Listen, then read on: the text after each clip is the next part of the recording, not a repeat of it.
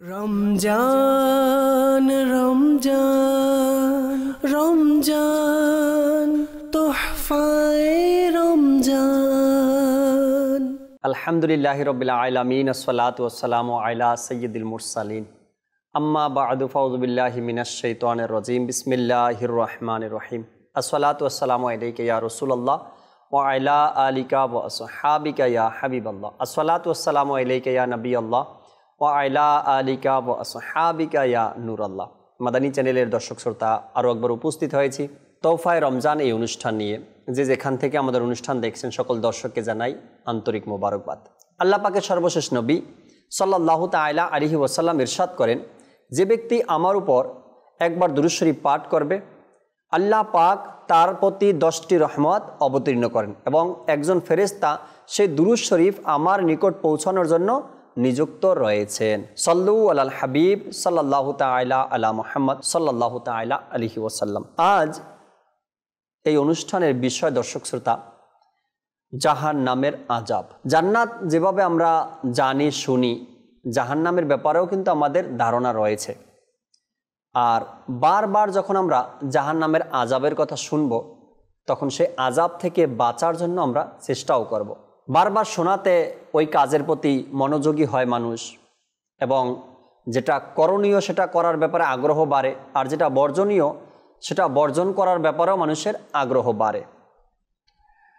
জীবন হলো ইন্তেকালের আমানত। জীবন হলো ইন্তেকালের আমানত। আপনাকে ইন্তেকাল করতেই হবে। প্রত্যেকটি প্রাণ যা জীবনের সুধা পান করেছে তাকে ইন্তেকালের সুধাও পান করতে হবে। যে একবার দুনিয়াতে আসছে সেই প্রাণীকে দুনিয়া থেকে যেতেও হবে। অর্থাৎ যে দুনিয়ার মুখ দেখেছে সে ইন্তেকালের মুখও দেখবে। এই পৃথিবীতে অনেক বড় বড় ব্যক্তিরা এসেছে আবার চলে গেছে। অনেকেই স্থায়ীভাবে থাকতে চেয়েছেন কিন্তু সেই অবকাশ তাকে দেওয়া হয়নি। আল্লাহ তাবারক ওয়া তাআলা এ সম্পর্কে কোরআনে পাকের মধ্যে আয়াতে কারিমাও নাজিল করেছেন। সবাইকেই ইন্তেকাল করতে হবে, অর্থাৎ মৃত্যুর স্বাদ সবাইকে গ্রহণ করতে হবে। এর পূর্বে বলবো দর্শক শ্রোতা, কোরআনে পাকের আয়াতে কারিমা এবং হাদিসে পাক শোনার পূর্বে একটি কথা আরজ করব। এমন ব্যক্তিও দুনিয়াতে এসেছিল, মূর্খ ব্যক্তি, যিনি নিজেকে বাঁচিয়ে রাখার জন্য 10 জন 15 জন ডাক্তারকে নিযুক্ত করে রেখেছেন। তার এই সংক্ষিপ্ত হায়াতের মধ্যে ডাক্তার ছিল হার্ট চেক করার জন্য, কোনো ডাক্তার ছিল তার ব্লাড চেক করার জন্য, কোনো ডাক্তার ছিল তার অন্যান্য চিকিৎসাগুলো দেখার জন্য। এভাবে করে 10 জন 12 জন 8 জন ডাক্তার সবসময় তার সাথে নিয়োজিত থাকতো। সেই যে পানি পান করত ডাক্তার সেটাকেও চেক করে দিত, সে যে খাবার খেত ডাক্তার সেটাকেও চেক করে দিত, সে যে বিছানায় আরাম করত সেটাকেও চেক করে দিত, সে যে গাড়িতে চলতো সেটাও চেক করত। অর্থাৎ কোনোভাবেই যেন সে ইন্তেকাল না করে। এটা একটা ভুল ধারণা মানুষের, কিন্তু আল্লাহ তাবারক ওয়া তাআলা তো কোরআনে ইরশাদ করে দিয়েছেনই, আজ পর্যন্ত কেউ বাঁচতে পারেনি।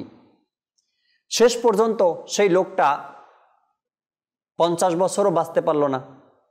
এর আগেই দুনিয়া তাকে বিদায় দিয়েছে, যা ভাই তুই দুনিয়া থেকে চলে যা, এত বাঁচার আশা তোর, এত বাঁচার আশা আর তোর থাকতে হবে না। আমরা অনেক বড় বড় ব্যক্তিদের নাম শুনেছি যারা দুনিয়াকে অনেক সুন্দরভাবে সাজিয়ে নিয়েছে, আর সে মারা যেতে চায়নি, দুনিয়া ত্যাগ করতে চায়নি, কিন্তু পারেনি। মানুষ দুনিয়াতে যে যে কর্মের হোক না কেন, ধনী হোক বা গরিব, বাদশাহ হোক বা উজির, চৌকিদার হোক বা দোকানদার, প্রফেসর হোক বা মূর্খ, আলিম হোক বা অজ্ঞ, পীর হোক বা মুরিদ, মুসলিম হোক বা অমুসলিম, মোট কথা মানুষ যে মর্যাদারই হোক না কেন, দুনিয়ার যে কোনো কোনায় থাকুক না কেন, একদিন না একদিন তাকে মৃত্যুর স্বাদ গ্রহণ করতেই হবে। কিন্তু ইন্তেকালকে কখনোই পিছু ছাড়তে পারে না, অর্থাৎ মৃত্যু কখনো কাউকে ছাড় দেয়নি। কেননা 4th পারা সূরা আল ইমরানের 185 নং আয়াতের মধ্যে আল্লাহ তাবারক ওয়া তাআলা ইরশাদ করেছেন, কানজুল ইমান থেকে অনুবাদ, প্রত্যেককে মৃত্যুর স্বাদ গ্রহণ করতে হবে। যেহেতু আল্লাহ তাবারক ওয়া তাআলা ইরশাদ করে দিয়েছেন, সেহেতু এটা ফাইনাল। এর উপরে কারো কথা চলবে না, কারো আগ্রহ চলবে না, কারো চেষ্টা চলবে না। দুনিয়াতে সারা জীবন বেঁচে থাকা, অমর হয় বেঁচে থাকা, সেটাও চলবে না। আল্লাহ তাবারক ওয়া তাআলা হুকুম করেছেন, তো এটাই হবে।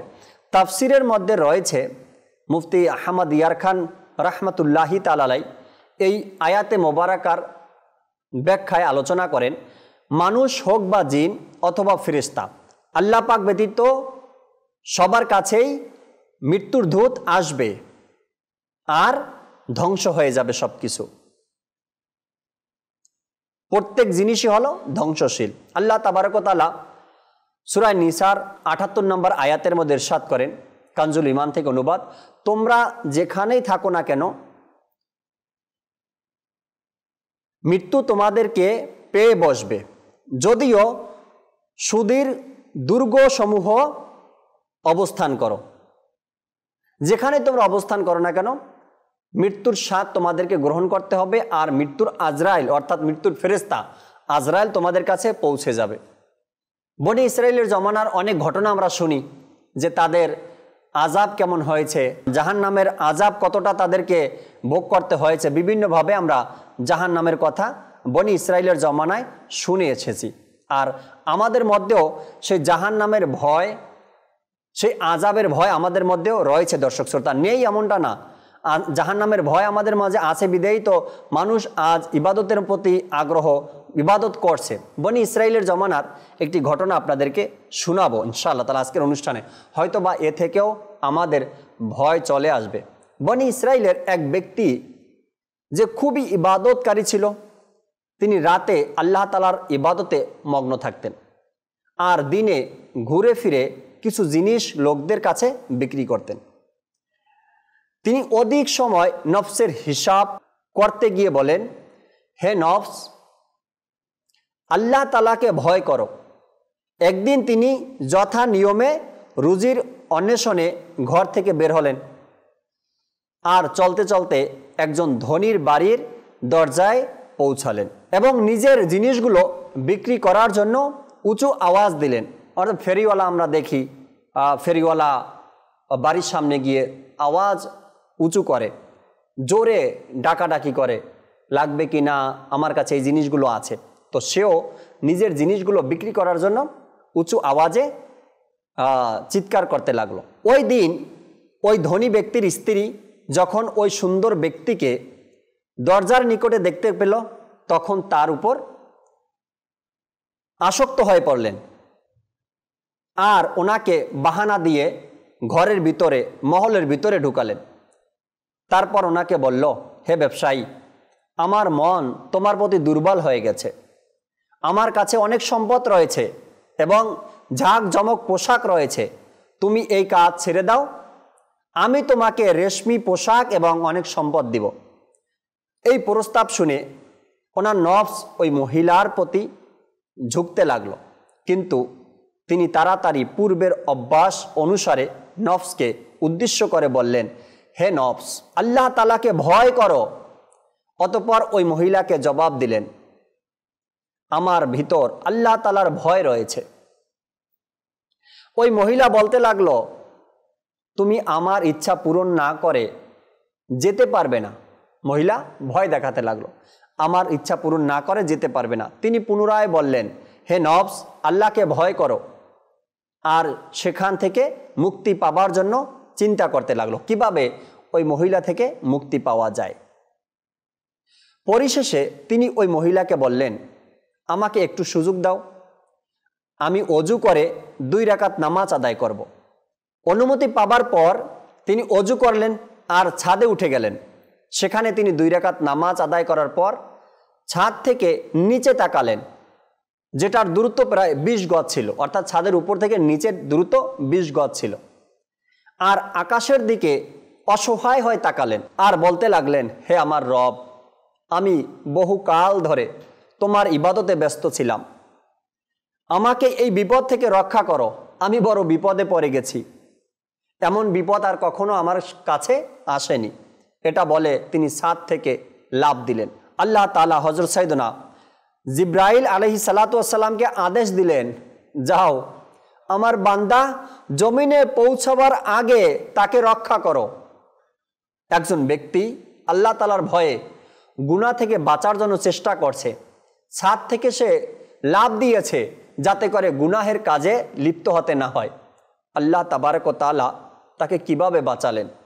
আল্লাহ তাবারক ওয়া তাআলা জিবরাইলকে বললেন, যাও আমার বান্দা জমিনে পড়ার আগে তাকে রক্ষা করো। একজন মানুষ 25 ফিট বা 20 ফিট উপর থেকে লাফ দিবে, নিচে পড়বে, কতটা সময়ের প্রয়োজন, কতটা মুহূর্তের প্রয়োজন? লাফ দিবে তো নিচে পড়ে যাবে। আর আল্লাহ তাবারক ওয়া তাআলা জিবরাইলকে পাঠালেন, যাও বান্দা জমিনে পড়ার আগেই তাকে ধরে ফেলো, তাকে রক্ষা করো, কেননা সে তো আমার ভয়ে লাফ দিচ্ছিল।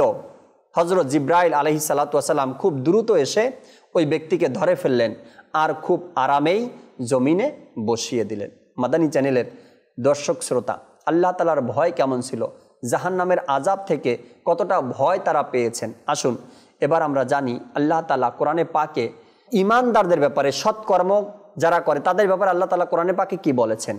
কানজুল ঈমান থেকে অনুবাদ, নিশ্চয়ই যারা ঈমান এনেছে এবং সৎকর্ম করেছে তাদের জন্য অশেষ সওয়াব রয়েছে। আল্লাহ তাআলা কোরআনে পাকের মধ্যে আরও ইরশাদ করেন, নিশ্চয়ই যারা ঈমান এনেছে এবং সৎকর্ম করেছে তারাই সকল সৃষ্টির মধ্যে শ্রেষ্ঠ।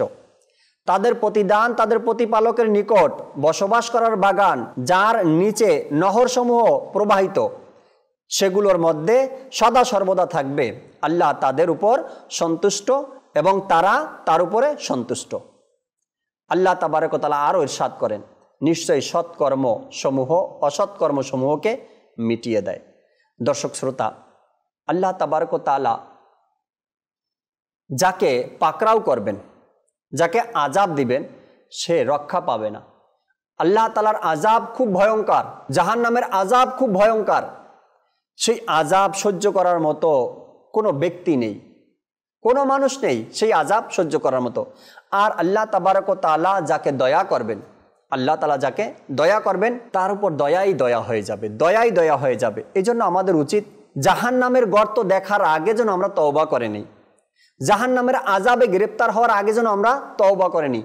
কিতাবের মধ্যে বর্ণিত রয়েছে, যখন জাহান্নামীকে জাহান্নামে ছাড়া হবে 70 ফিট নিচে চলে যাবে, সেখান থেকে আবার হামাগুড়ি খেতে খেতে উপরে উঠবে, আবার সেখান থেকে 70 গজ নিচে চলে যাবে। দর্শক শ্রোতা, সেই জাহান্নামের গর্ত দেখার আগে আমাদেরকে তওবা করা উচিত, আল্লাহ তাআলার রহমতের প্রতি ভরসা রাখা উচিত। আল্লাহ তাবারক ওয়া তাআলার রহমত অনেক বড়, আল্লাহ তাআলার আযাবের চাইতে আল্লাহ তাআলার দয়া বড়।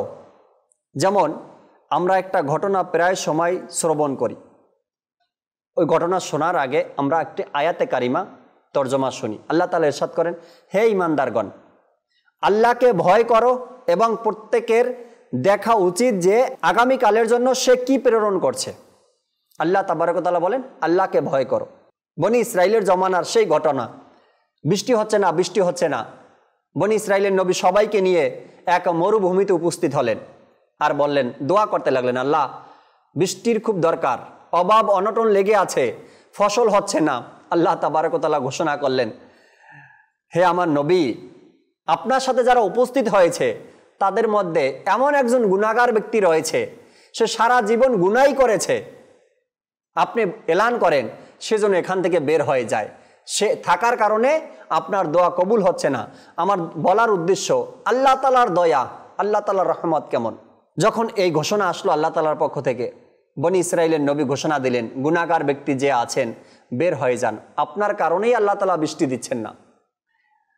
এক লোক মাথায় চাদর ছিল, চাদর দিয়ে মুখটা ঢেকে নিলেন আর আল্লাহ তাআলার দরবারে বলতে লাগলেন, মাওলা এই মুহূর্তে যদি আমি এখান থেকে বের হয়ে যাই, আমাকে সবাই দেখবে, সবাই জেনে যাবে আমি সেই গুনাহগার ব্যক্তি, 200 বছর ধরে গুনাহ করছি, আমি সেই গুনাহগার ব্যক্তি। আল্লাহ সবার সামনে আমাকে অপমান করিও না, আমি তওবা করছি, আর কখনো গুনাহের কাজ করব না। এর মধ্যেই বৃষ্টি শুরু হয়ে গেল, সবার মুখে হাসি চলে আসলো। কিন্তু আল্লাহ নবীর কৌতূহল যে আল্লাহ তাবারক ওয়া তাআলা এখনই বললেন যে গুনাহগার ব্যক্তি না হলে বৃষ্টি হবে না, দোয়া কবুল হবে না, আবার এখনই বৃষ্টি শুরু হয়ে গেল। আল্লাহ তাবারক ওয়া তাআলার দরবারে সিজদায় পড়ে দোয়া করলেন, আল্লাহ আমি এর রহস্য জানতে চাই। আল্লাহ তাবারক ওয়া তাআলা বললেন যে গুনাহগার ব্যক্তির কারণে বৃষ্টি বন্ধ করে দিয়েছিলাম, দোয়া কবুল করছিলাম না, সেই ব্যক্তির কারণেই এখন আবার বৃষ্টি শুরু করে দিলাম। আল্লাহ নবী বললেন, আল্লাহ এটা কিভাবে সম্ভব? আমি তার সাথে মিলতে চাই, তার সাথে দেখা করতে চাই, তার সাথে সাক্ষাৎ করতে চাই। আল্লাহ বললেন, যখন আমার বান্দা গুনাহগার ছিল তখন আমি তার গুনাহকে গোপন রেখেছি, প্রকাশ করিনি। আর এখন আমার বান্দা তওবা করে নেককার হয়েছে, আমি কেন তাকে সবার সামনে প্রকাশ করে দেব? এটা হয় না। আমার বান্দা চুপে চুপে গোপনে গোপনে আমার কাছে তওবা করেছে, আমি তাকে বন্ধু বানিয়ে নিয়েছি, আমি তাকে নিজের আপন বানিয়ে নিয়েছি, আমি তাকে ক্ষমা করে দিয়েছি। আল্লাহ তাবারক ওয়া তাআলার দয়া অনেক বড়, অনেক বড়। আল্লাহ তাআলা দয়াবান। আমাদের উচিত আল্লাহ তাআলার দয়ার প্রতি ভরসা রেখে আমরা যেন তওবা করি, জাহান্নামের আযাব থেকে যেন আমরা নিজেকে বাঁচানোর চেষ্টা করি। জাহান্নামের আযাব সহ্য করার মতো ক্ষমতা কারো কাছে নেই, কারো কাছে নেই। যত বড় পালোয়ান হন না কেন, যত বড় বীর হন না কেন, যত বড় টাকাওয়ালা হন না কেন, যত বড় গরিব হন না কেন, দুর্বল, কারো কাছে আল্লাহ তাআলার আযাব, জাহান্নামের আযাব সহ্য করার মতো শক্তি কারো কাছে নেই। বলা হয় যে যার উপরে আযাব দেওয়া হবে তার আযাবের অবস্থা দেখে অন্যান্য জাহান্নামীরা ভয় পেয়ে যাবে, কেমন আযাব তার উপরে দেওয়া হবে। সবচাইতে ছোট আযাব যার হবে, দর্শক শ্রোতা, সবচাইতে ছোট আযাব, সবচাইতে কম আযাব যার হবে, তার ব্যাপারে আসছে তার পায়ে আগুনের জুতা পরিধান করানো হবে আর তার মাথায় আগুনের টুপি পরিধান করানো হবে। একবার চিন্তা করে দেখি, পায়ে যদি আগুনের জুতা থাকে আর মাথায় যদি আগুনের টুপি থাকে, তো অবস্থাটা কেমন হবে আপনার আমার? এজন্য আল্লাহ তাআলার আযাবকে ভয় করা উচিত, জাহান্নামের আযাবকে ভয় করা উচিত, বারবার এই বিষয়টা অধ্যয়ন করা উচিত, যাতে করে আমরা আযাব থেকে বাঁচতে পারি, জাহান্নামের আযাব থেকে যেন আমরা বাঁচতে পারি, আমরা যেন ক্ষমা পেতে পারি, আল্লাহ তাআলার দয়া যেন আমরা পেতে পারি। আল্লাহ তাবারক ওয়া তাআলা আমাদেরকে বোঝার আর আমল করার তৌফিক দিক। দর্শক শ্রোতা, আজকের বিষয় ছিল জাহান্নামের আযাব। জানি না আল্লাহ কাকে গ্রেফতার করবেন, কার থেকে হিসাব নেবেন। যদি আল্লাহ কারো থেকে হিসাব নেন তবে আমরা বাঁচতে পারবো না। কিয়ামতের নামের মধ্যে একটি নাম হলো হিসাব নেওয়ার দিন, হিসাবের দিন। আর সেই হিসাবের দিন আল্লাহ তাআলা যার থেকে হিসাব নেবেন তার বাঁচার কোনো উপায় নেই। এজন্য তওবা, আল্লাহ তাআলার রহমতের প্রতি ভরসা রাখা, তওবা করা এবং নিজেকে সকল প্রকারের গুনাহ থেকে হেফাজত করা। আল্লাহ তাবারক ওয়া তাআলা আমাদেরকে বোঝার আর আমল করার তৌফিক দান করুক। আমিন বিজাহিন নবিল আমিন সাল্লাল্লাহু তাআলা আলাইহি ওয়াসাল্লাম। রমজান মাস প্রায় শেষের দিকে, আমাদের উচিত এই রমজান মাসেই ক্ষমা চেয়ে নেওয়া আল্লাহ তাআলার দরবারে, আল্লাহ তাআলার দরবার থেকে ক্ষমা চেয়ে নেওয়া আর নিজের ক্ষমা করিয়ে নেওয়া আল্লাহ তাআলার দরবার থেকে। আল্লাহ তাআলা আমাদেরকে ক্ষমা করে দিক, আল্লাহ তাআলা মাফ করে দিক। আমিন বিজাহিন নবিল আমিন সাল্লাল্লাহু তাআলা আলাইহি ওয়াসাল্লাম। সাল্লু আলাল হাবিব সাল্লাল্লাহু তাআলা আলা মুহাম্মদ সাল্লাল্লাহু তাআলা আলাইহি ওয়াসাল্লাম। রমজান রমজান রমজান তোহফা